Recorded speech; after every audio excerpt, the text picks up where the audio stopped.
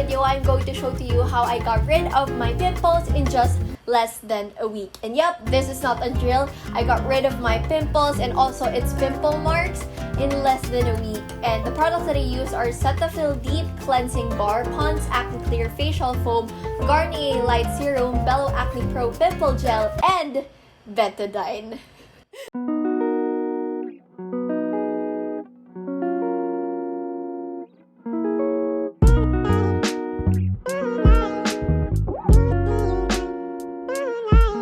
Alright, so right off the bat, I just want to put a disclaimer that I am no way a dermatologist.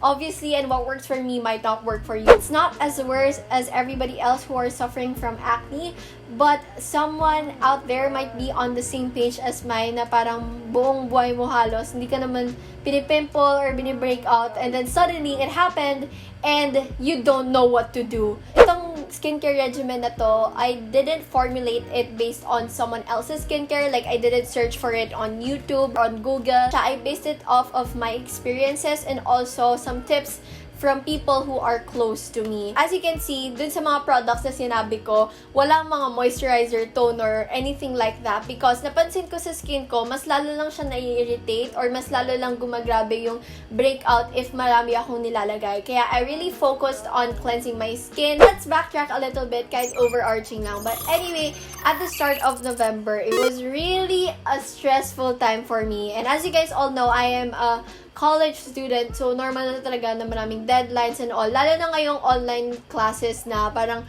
mas grabe yung workload for some reason. Like, natambak kami ng readings and puro deadlines talaga.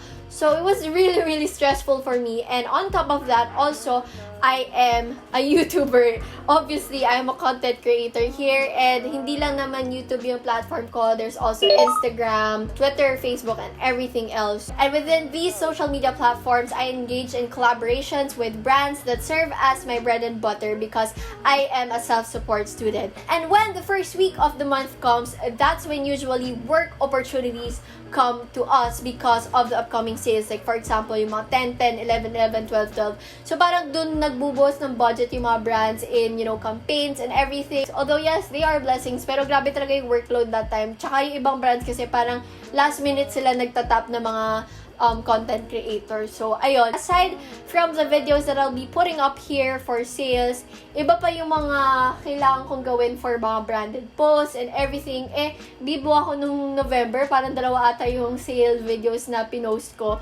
So, sobrang na-stress ako doon kasi syempre, there's a lot of process behind it. Like, of course, yung editing part, yung shooting part. And one thing that you guys should know about me is that I'm not really good at time management. Like, I suck at it and I want to badly improve on it. Sobra. Like, I'm not even proud of it. I'm not proud of saying this to you. And yung time na yun, when it comes to school workload naman, puro deadlines na ng mga final output namin, midterms, and everything else. And to cut things short, puro deadlines talaga at the first week of the month. And I know, feeling ko, sinasabi ko lahat to sa inyo and explain ko to justify why I kind of like didn't took care of myself that time kasi doon ko na-realize na I've not been taking care of myself. Like, I've been sleeping so late. Like, almost every day, 6 a.m. ako natutulog, 7 a.m., 5, as in, tuloy-tuloy yon 1 week straight. And as you guys know, I'm alone here in my condo and during that time, wala na akong oras para magluto and all. Kasi medyo ma-effort talaga pag magluluto ka for yourself. Kaya ang ginagawa ko, nagpapa-deliver na lang ako. And that time, sobrang comfort food ko talaga yung fries. So, lagi ako nag-order sa mga fast food. And on top of that, yung snack ko palagi is V-Cut and Dutch Mill. As in, yung combo na yon. Sobrang, I was so obsessed with V-Cut. Like, you guys have no idea. So, I believe those were the 3 reasons why my face broke out. Number 1 is stress. Number 2, araw-araw akong puyat. Number 3, I ate junk food, fast food.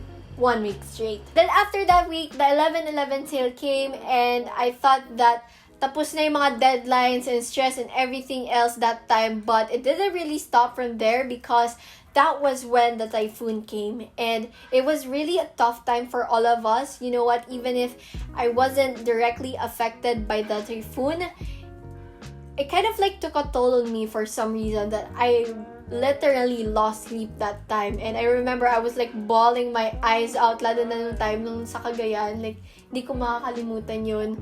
As in, hindi talaga ako makatulog that time. And I had this bump on my face. Like, hindi ko ma-identify kung ano siya, kung acne ba siya, or I don't even know what it is. But I had this thing on my face that was there ever since February. So, like, before the lockdown pa. And parang habang tumatagal, lumalaki siya. Pero, andun lang siya. Kahit anong gawin ko, kahit anong ipahid ko sa kanya, nandun lang talaga siya. Pero nung time na to, nung week na to, parang doon na siya nagmukhang pimple talaga na parang namaga. And I was like, what is happening to my face? So this was around November 16. So parang sobrang curious ako sa kanya. It was my first time to pop a pimple. Nung pinop ko siya, parang nagsilabasan na yung mga pimples ko dito sa forehead. And then in just a span of 4 days, my skin became like this.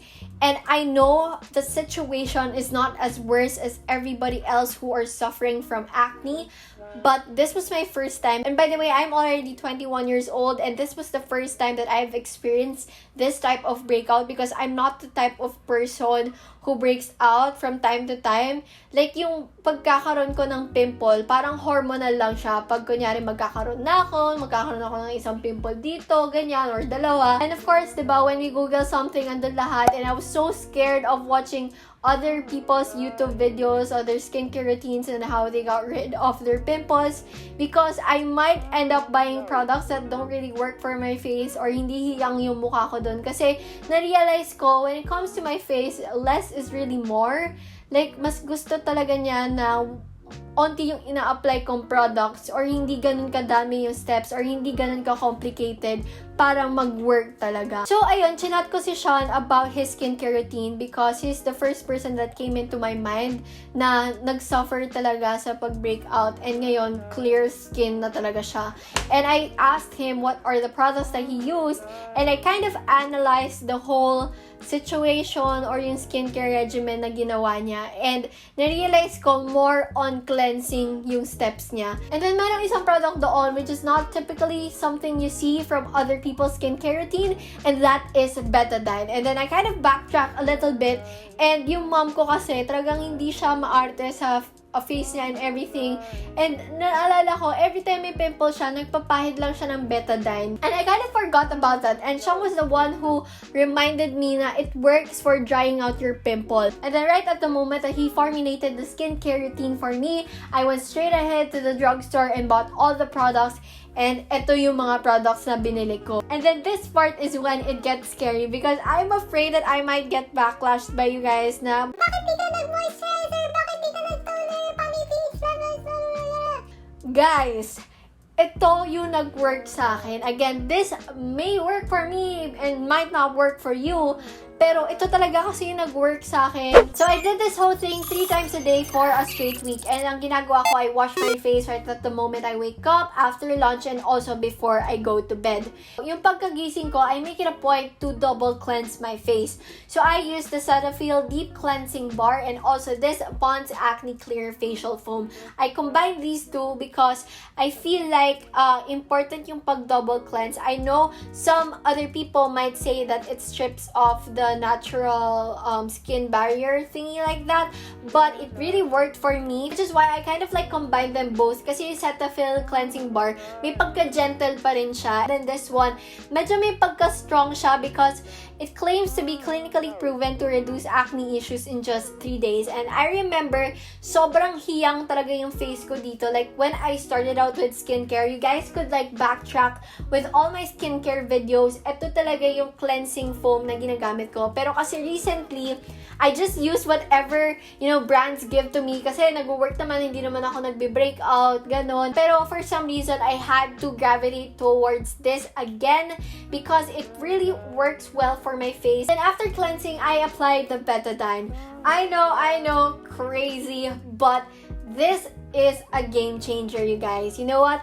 I feel like this is the product or the reason why I didn't have to worry about dark spots anymore. And then after I apply the Betadine, maghihintay lang ako ng mga 10 to 20 minutes para matuyo siya. Kasi matutuyo siya, guys. And then I apply the Belo Acne Pro Pimple Gel. And this definitely works wonders, you guys. And again, this video is not sponsored. Although dati sponsored na nila ako. Pero magana talaga sa akin. Di ba dati pa isa-isa lang yung pimple ko, ito agad yung ginagamit ko. And it really works. But for some reason, nung ito nga, grabe yung breakout ko, parang kinailangan niya lang ng onting support from Betadine, but this really works well, you guys. And then after lunch, I wash my face again, but I don't double cleanse anymore. Yung Cetaphil soap lang yung ginagamit ko para gentle lang ulit. And then I apply the Betadine all over again, and then lalagay ko ulit yung Belo Acne Pro Pimple Gel. So, ayun, I go on with my day. And then pag nighttime na, uulitin ko lang yung morning routine ko, yung double cleanse, Betadine, and then yung Belo Acne Pro Pimple Gel. Importante na overnight mo yung Belo Acne Pro Pimple Gel para mas concentrated siya, kumbaga. And then I just repeated the whole process until yung pimple ko parang nag-scab na siya. Alam niyo yun, yung parang color black na and parang ready to peel off, but don't peel it off. Like, please, don't do anything about it. Just let it be. And then, parang nag-peel off na siya mag-isa, nagbalat na siya, I used this Garnier Light Complete Serum. Ito, yung purpose niya is to lighten the pimple marks or yung dark spots. Kaya I used to have this one, yung parang yung serum niya na naka-bottle, pero naubos na. Kaya ito na lang yung meron ako, yung mga sachet. And medyo kasi yun, nasa 400 something. And if you're not willing to spend that much, this one is effective na yung naka-sachet nila. Makukuha nyo na yung results kahit papano. Because I got the results, immediate results talaga. And you guys might ask, Ashley, where's the toner? Where's the moisturizer, the mask, and everything else? Guys, I ditched them all for this one. And my thought process behind it is that pimples yan eh. Technically, dumi yan sa surface ng skin mo. Most specifically, the pores na naklog sila doon. So, I focus more on products that lean more on cleansing your face rather than anything else. And I have to admit, it was the best decision that I've made skincare-wise. I realized the importance of listening to your own skin and seeing how it responds to, the products that you use. And totoo talaga na what works for others might not work for you. So you have to be sensitive with that. And honestly, hindi ko naman ginawa tong video to encourage you guys to ditch all the products in your skincare routine because that might actually help. Actually, ngayon na my skin is back to normal, I'm back to using my old skincare products. And above all, the most important lesson that I've learned all throughout this thing is that yung mga products, alright, they're there to help you and all, but if you don't change your lifestyle overall, they would be such a waste. You have to pay attention to your overall health, and that includes your physical body and also your mental health. Because as you guys saw sa yung story ko, diba? Parang grabe yung contributing factor talaga ng stress. And yun yung nangyari sa akin. Akala ko sanay na yung body ko sa pagpupuyat and all. And then biglang, boom, nagulat na lang ako na nangyari na to sa akin. Honestly, itong pag-breakout ko, I kind of take it as a blessing because doon ako nagising. I felt like it served as a wake-up call for me to take care of myself kasi na-realize ko na actually, if hindi mo inalagaan yung sarili mo ngayon, ito yung mga consequences na harapin mo sa future na magugulat ka na lang na yun na yung pinagdadaanan mo. And yung family ko naman, yung parents ko, si Sean, and yung mga supporters ko, never sila nagkulang sa pag-remind sa akin na I should take care of myself. But it kind of hits different when you're the one who decides for yourself na you would really, pay attention to your overall well-being. And if you're watching this because you are suffering from acne and you're still here trying to find a solution and acting up on it, know that I am proud of you. Just keep the spirit, stay hydrated, change your bed sheets, that's important. And also, don't lose hope. Don't worry, you will find the products that work for you. So yeah, that's about it for this video. Let me know in the comment section below if you want more videos like this. Anyway, thank you so much for watching, and I hope to see you on my next video. Bye!